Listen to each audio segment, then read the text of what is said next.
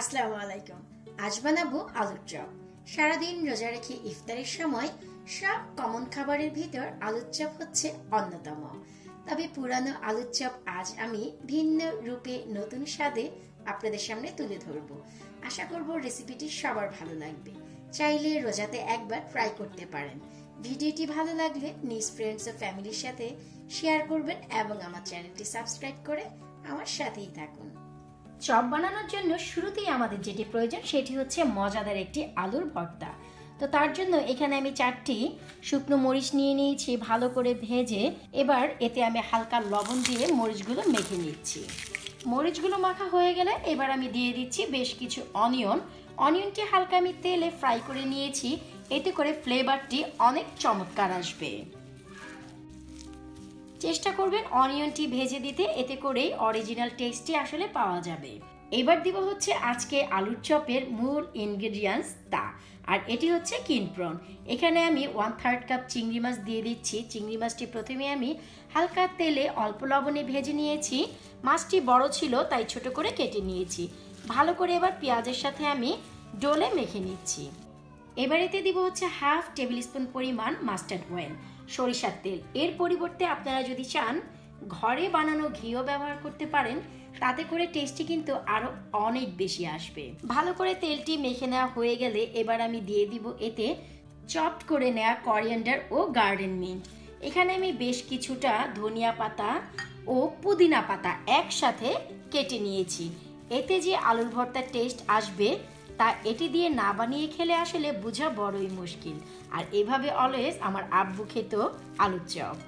ব্যাস ভালো করে যখনই সব একসাথে মাখানো হয়ে যাবে এবার এতে দিয়ে দিচ্ছি আমি এখানে বেশ কয়েকটি আলু শুরু থেকে সেদ্ধ করে রেখেছি। সেই আলুগুলো এখন প্রেস করে করে দিয়ে দিচ্ছি। আলু ভর্তাটি সম্পূর্ণ মাখানো হয়ে গেছে। এই সময় এসে একবার লবণটি চেক করে নেবেন।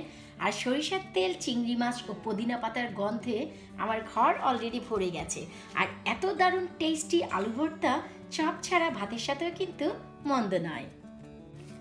এবার আলু ভর্তাটি আস্তে আস্তে করে গোল করে আমরা কি করব, হাতের পাম্পে নিয়ে হালকা একটু প্রেস করে আলুর চপের শেপ দিয়ে নিব।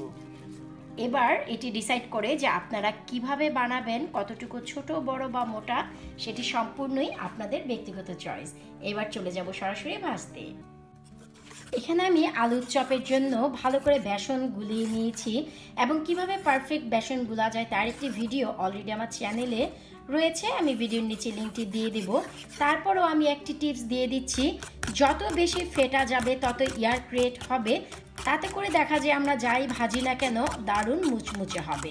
তাই 2 থেকে 3 মিনিট ধরে একটু ফেটে নেওয়াটি জরুরি। এবং যেভাবে আমরা গোলাই না কেন একই রেশিওতে গোলাতে হবে, এতে করে দারুণভাবে এয়ার ঢুকবে ভিতরে। এবার অন্যদিকে পর্যাপ্ত পরিমাণ কুকিং অয়েল দিয়ে গরম করে নিয়েছি। এবার কি করব, অল্প অল্প করে আমরা আলুর চপ নিয়ে এভাবে বেসনে ডুবিয়ে এই তেলের ভিতর দিয়ে দিব। এবার মিডিয়াম আঁচে আমরা আলুর চপগুলো ভেজে নিব। হালকা একটু হাতুলটি ধরে দুলিয়ে দিব যেন তেলটি উপরের দিকেও আসতে পারে। এবার যখনই একটি পাশ হয়ে আসবে ঠিক আমরা এভাবে করে আলুর চপটি পাল্টে দেব। আলুর চপে প্রায় কাঙ্ক্ষিত কালারটি চলে এসেছে। এর থেকে আর বেশি আমি ভাজবো না। এখন অতিরিক্ত তেলটি ঝরিয়ে আমি কি করব, আলুর চপগুলো একটি কিচেন টাওয়ালে তুলে নিচ্ছি। আমাদের ভিন্ন স্বাদের আলুর চপ একেবারেই রেডি। আমি বলবো না আলুর চপটি পারফেক্ট হয়েছে, কারণ এর থেকেও আরো অনেক বেশি সুন্দর অনেকের আলুর চপ হয়।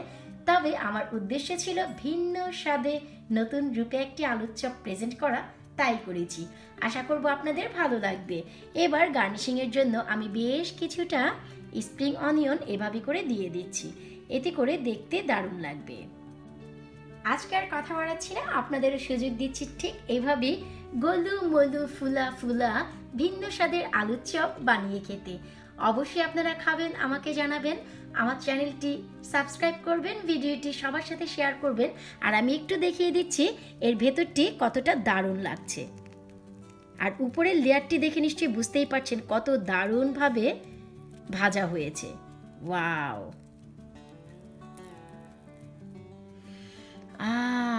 আলুর চপটি ভাঙা মাত্রই সরিষার তেলের গন্ধ আমার নাকে চলে এসেছে, আর পুদিনা পাতা, আর প্রতিটি বাইটে বাইটে চিংড়ি মাছ তো পাবেনই। তো আমি বিদায় নিচ্ছি, আপনারা এভাবে বানান, খান, এনজয় করেন। আল্লাহ হাফেজ।